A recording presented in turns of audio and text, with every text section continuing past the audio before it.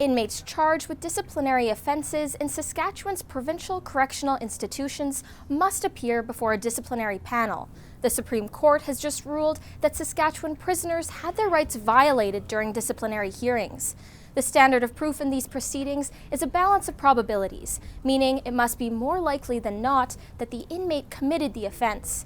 This standard of proof is used in all disciplinary proceedings, including major offenses. Prisoners will then be sanctioned for any number of things, from a fine to a loss of privileges, like using the phone or visiting the canteen. But there are also harsher sanctions that impact their liberty, like segregation for up to 10 days or loss of up to 15 days of earned remission. The John Howard Society of Saskatchewan challenged these regulations, taking the case to the top court against the government of Saskatchewan.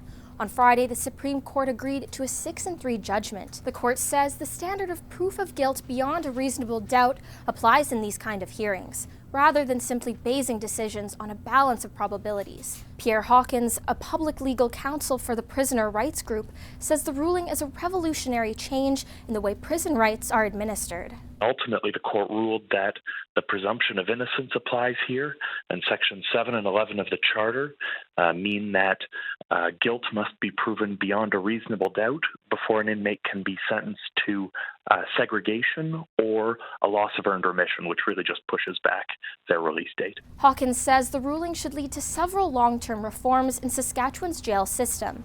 The provincial government says it's reviewing the implications of the Supreme Court decision with respect to major disciplinary offenses. Hawkins says a final decision was needed to maintain good faith in the system. It's a system which we argued at the Supreme Court doesn't really promote order, because if you feel like a system which is punishing you is unfair, then that system, you're probably not going to have a lot of respect for that system. But the government of Saskatchewan claims the decision did not rule on the constitutionality of the civil standard of the balance of probabilities when it comes to minor disciplinary offenses. That involves using the balance of probabilities rather than proof beyond a reasonable doubt. Helena Mahalik, CBC News, Saskatoon.